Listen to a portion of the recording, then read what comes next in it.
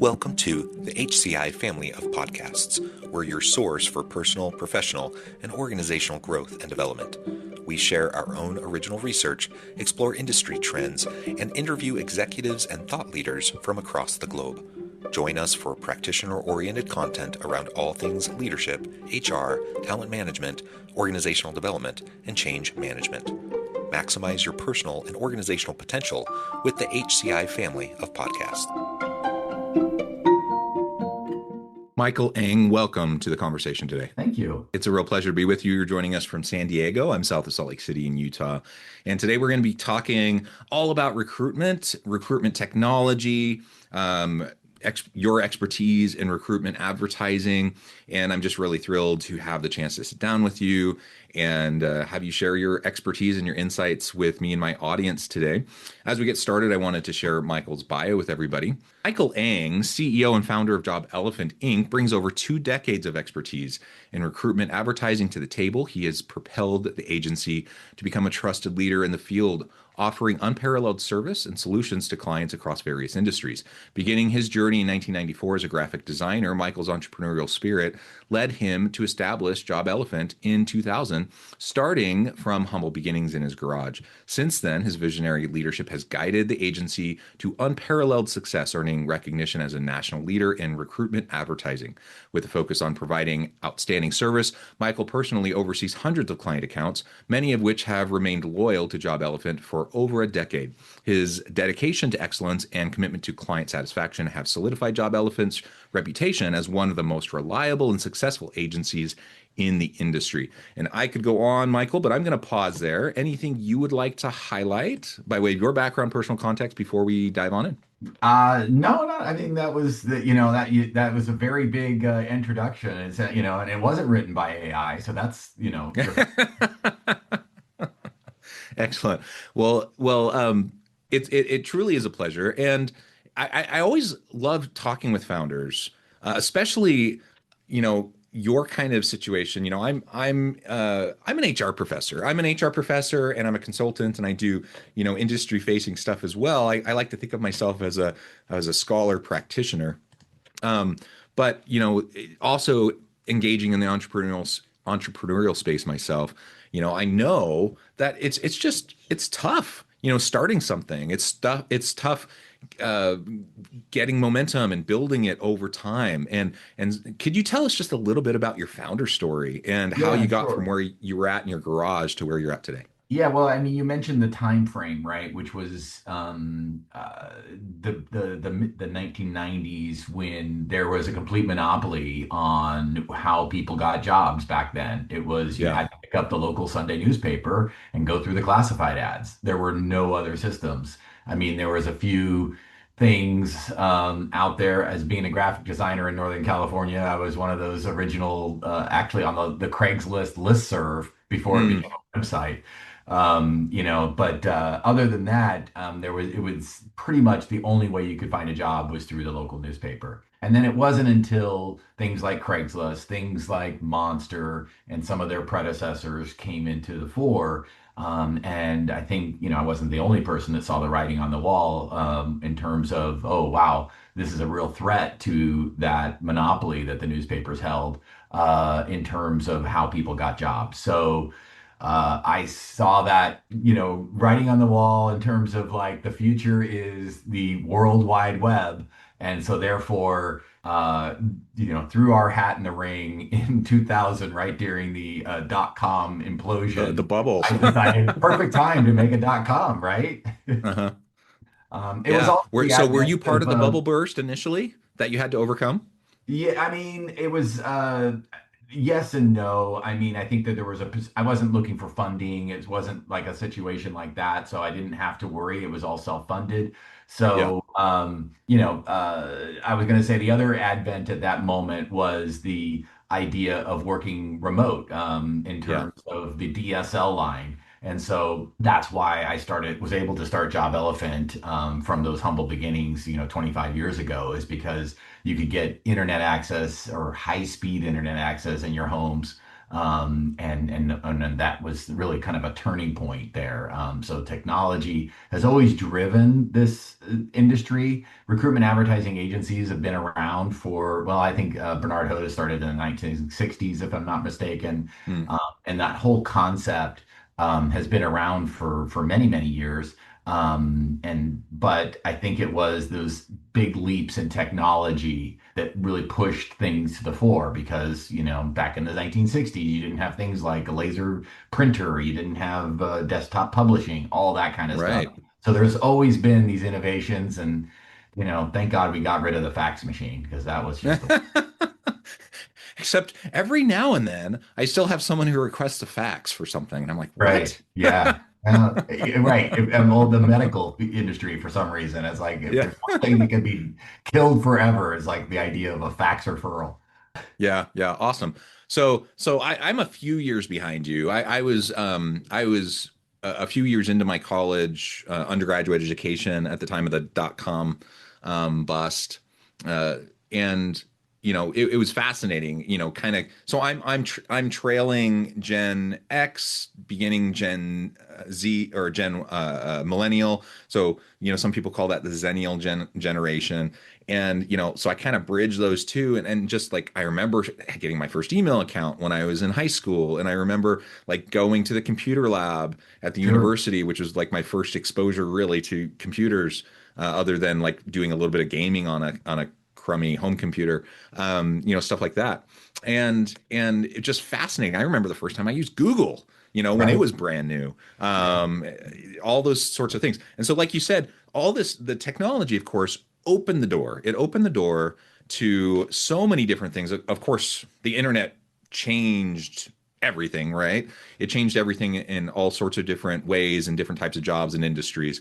And certainly these technologies, though, in the HR space and the recruiting space, it opened the door and made all sorts of new opportunities, available, not only for entrepreneurs like yourself, but just we could challenge the status quo. We could challenge these monopolies. We could do things better, more efficiently, Sure. more effectively.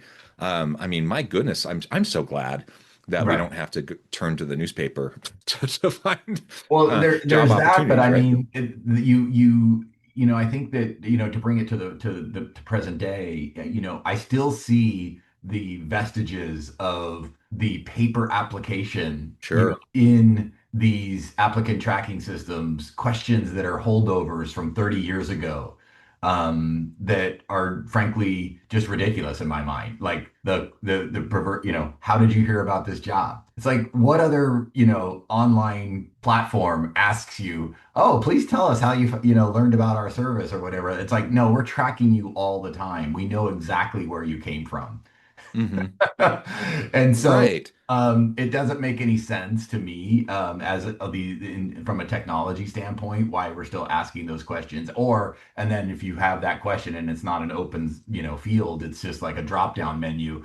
The items on the drop down menu are, services that no longer exist, like the newspaper, or, they'll say, how did you hear about this job? And it's like the local paper, but well, nobody uses the local paper for advertising anymore. So, I mean, they don't update those lists. And so these are some of the things, like I said, you can still see some of those holdovers from a bygone era in today's workflows, which, and again, they track this stuff. Somebody, has this report that they run, and they say, oh, well, the number one place where people find our jobs is our website, like invariably on every report. It's like, oh, our It's like, careers duh. page is the bomb. Everybody just comes to our website and starts searching for jobs. And nobody asks the question, well, how did they know to come to our website to look for the job? Right. I mean, if you're looking for a job in a local, you just go to every major employer in that market. I don't think so. Exactly. Exactly. You mentioned ATS. Oh, sorry, I use the jargon here, but No, no, applicant, no, good, no, good. And I I don't. bet most listeners know Okay. employee tracking system, but let's talk about that a little bit more because I was actually just having a conversation with a colleague about this the other day. We are kind of like, I was just so frustrated. Like you talk about the vestiges of like the old ways, Right. even though we have these new systems, these new technologies that could help us do things so much better, and yet we use these systems that aren't helping us that much. No. Could you speak to that a little bit and how like what you're doing might be able to, you know, help us around those limitations? Yeah, well, I think, the first thing is the first step in everything is to recognize you have a problem, right? And and so I, Do a little intervention.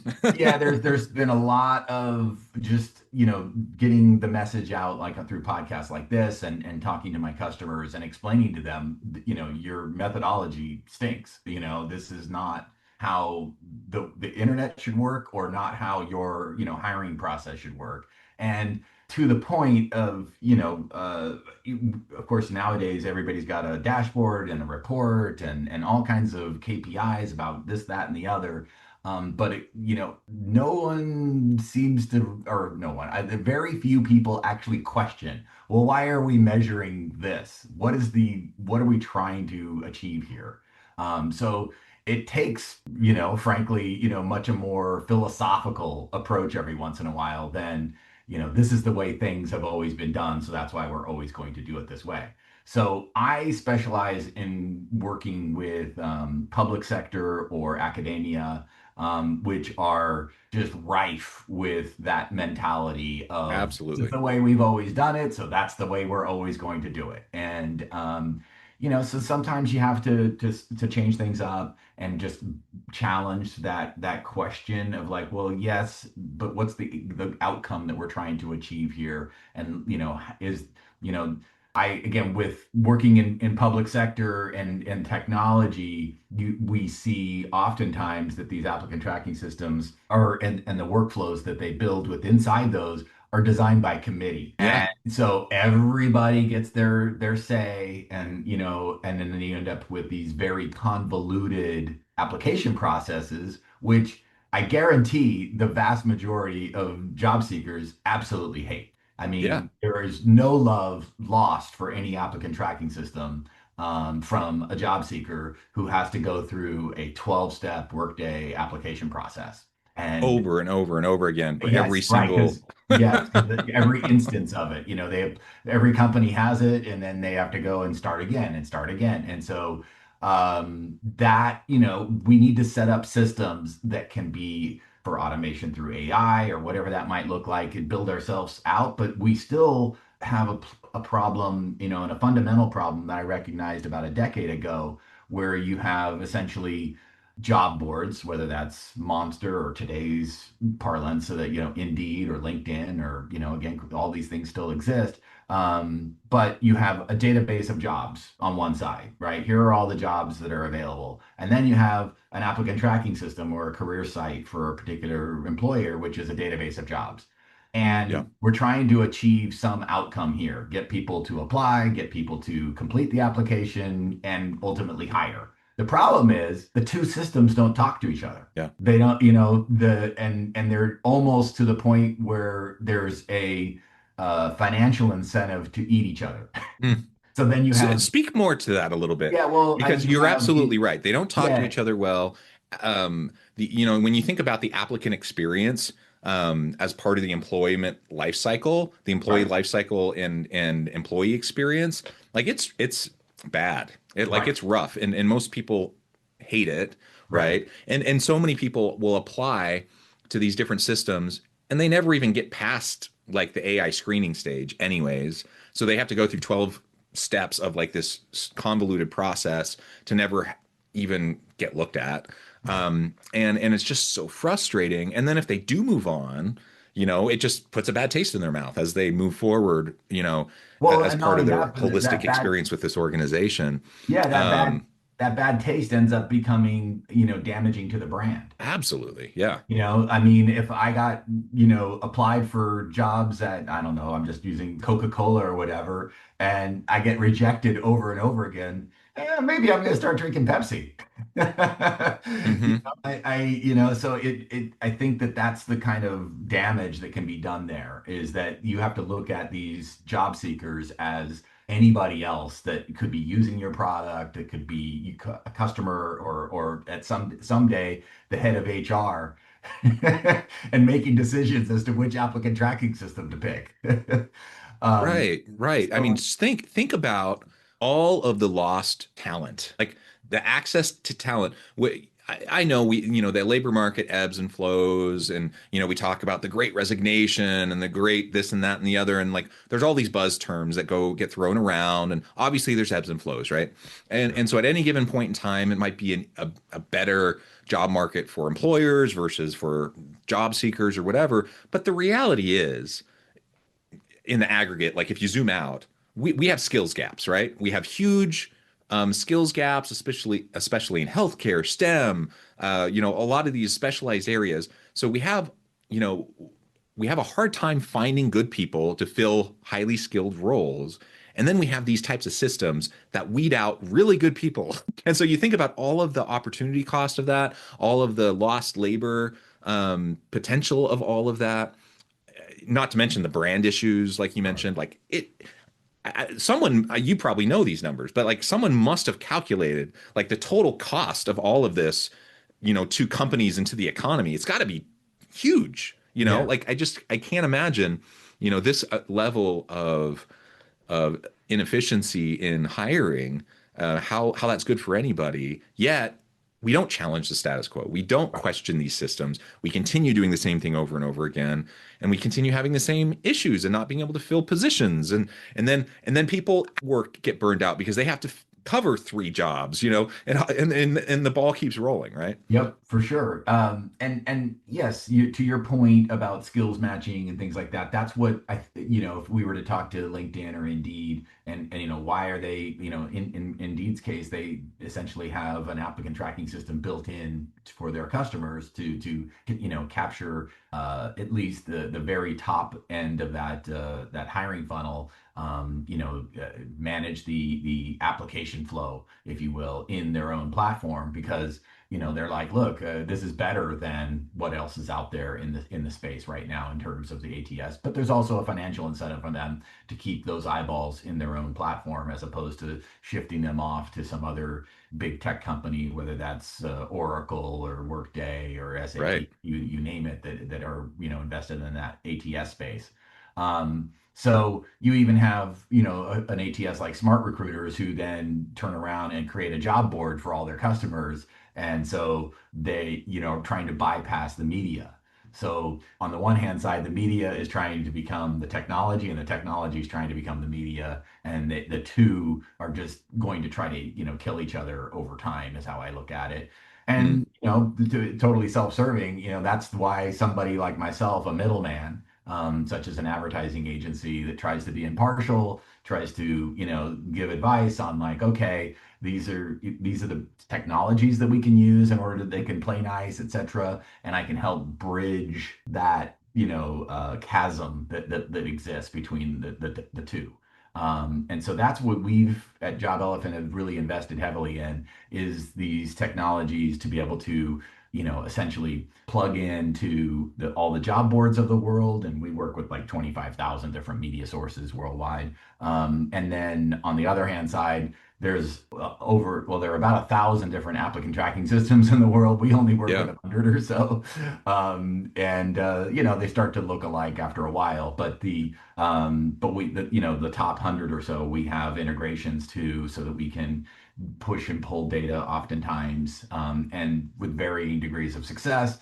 But that's, to me, where we're still in the early stages of this process, if you will. Like, we're still trying to get rid of the fax machine. We're still trying to Yeah. get rid of the barriers to solving the problem. And that is not the sexy part. That's the plumbing. We're talking about, we need to connect this to that, and it's not, like I said, it's not sexy, but that's fundamental in order to be able to have the data flow and to be able to create new KPIs, or just whatever that new experience might be, to help expedite the process. And then maybe we can put in some other goals along the way here, as to just, customer satisfaction and that sort of thing. How can we make it so that job seekers are happier and are delighted with this experience?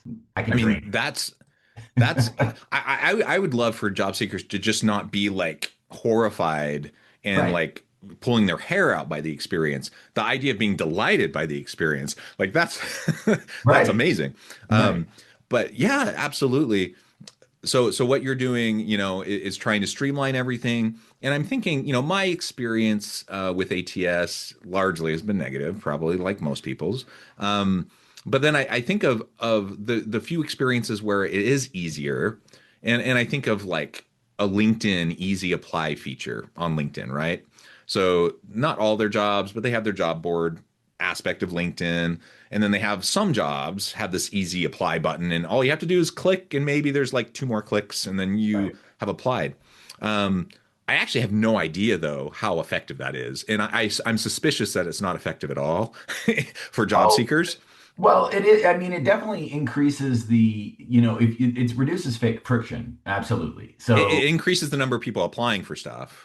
it does, and but in and the rub there is that if you've got, and again, I'm working with higher education, and so I'm trying to hire for professors or things like that that might have knockout questions along the way, or various credentials that need to be uploaded that are specialized and so forth. Sure. So you end up as an employer dumbing down the barrier to the point where it's just you just have to step over it as opposed to leap over that barrier. And so you could then end up with more problem on the other side where you've got too many applications that are completely unqualified, frankly, Yeah. for the role. And the other piece there, and I hate to put on my tinfoil hat here, but when you have those systems that have the quote easy apply or whatever, from an employer standpoint, that is terrifying. And I'll tell you why. Because the way that those systems work is that you've basically allowed Indeed or LinkedIn, who's owned by Microsoft, to not to into your ATS, and they will consume all the data that you give them. In other words, they're not going to just see that, John, you applied for a job at Utah Valley. They're going to see that every person that's ever applied to any job ever. And then they're going to have that data. I don't know what that's going to do, but and I'm not a conspiratorial type of guy, but I'm skeptic. Yeah, interesting. Yeah. And we've talked about the AI aspect of screenings and, Yep. again, layers of technology upon all of this as we try to figure out how to do it better, more effectively. Um, as we get towards the end of our time, we start to wrap things up. Paint us a picture of like a positive future and a healthy, positive path forward, given this current situation. Like, yeah, we're in a place where we have these legacy systems. We have, things like Workday. Workday's great. I love Workday. It's helpful in a lot of ways, but it's been around for a long time, and it's you build upon these legacy systems and patch and like all these things. And so at some point, you just got to like almost take a step back and just completely question, is this system working? Like at all, or do we start from scratch? So like walk us through, like how you view this. Yeah, I mean, I don't believe that we'll get to a point where there's just somebody comes up with a great idea to replace the ATS. I think that this is kind of a necessary evil in a lot of ways and it's a Swiss Army knife of any HR office, right? Because it does so much. It connects to this, it does this, and then you got performance evaluations down the road, all sorts of different things that connect to this hub and I think as a concept of a hub, that will be around for a while. And look, different businesses have different needs around that, right? Some people are totally fine with just using Indeed's lightweight ATS as their ATS, for Yeah. screening and things like that. Or scheduling interviews, whatnot. But and then others have very specialized needs. So I think that I mean, again, there's 1,000 different ATSs in the world, and there's that many for a reason because there's a lot of different kinds of businesses out there. So I don't think that we'll ever get a situation where like somebody comes in and says, "Oh, this is the greatest thing since sliced bread," and it'll solve every HR solution. I do think that you'll see, I mean, with the rush towards AI and what AI means to different people, um, I think it's a very nebulous definition at this stage.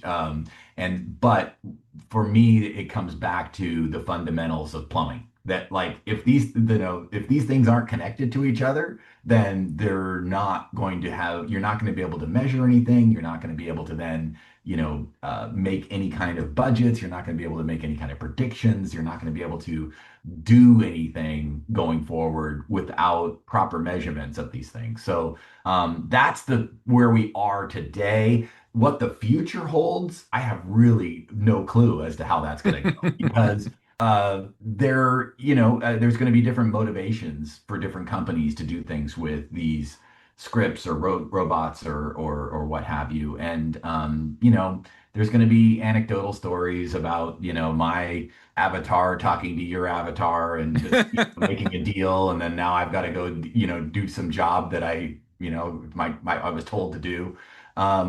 So I don't know how that's going to play out, and culturally, I mean that that's it's very difficult to as we look at at least in the United States, the diversity of opinions that we have in this country, just culturally.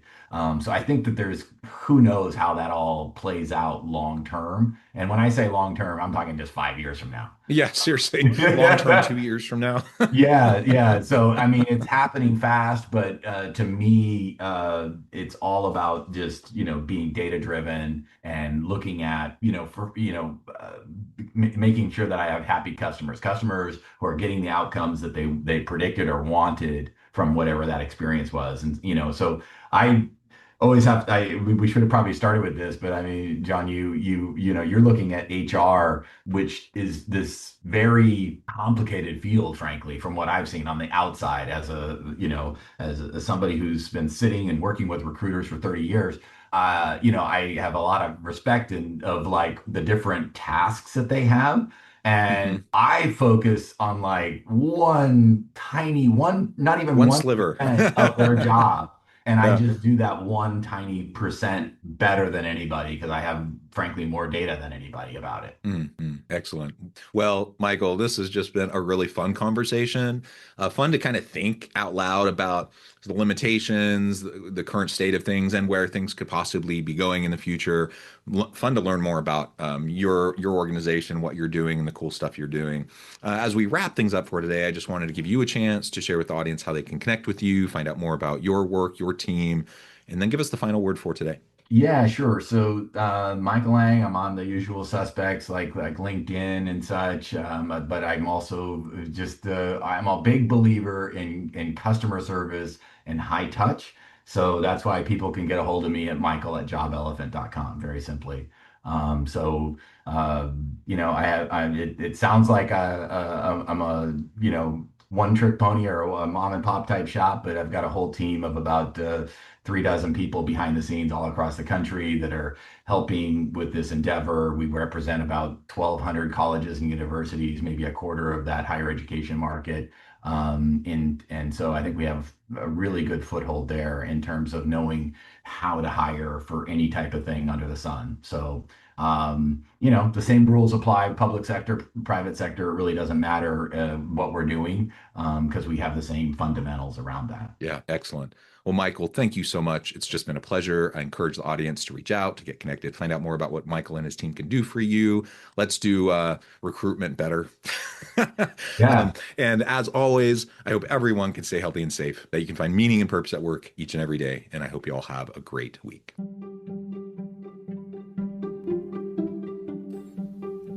Thanks for joining us for this episode of the podcast. We hope you stay healthy and safe, and please join us again soon.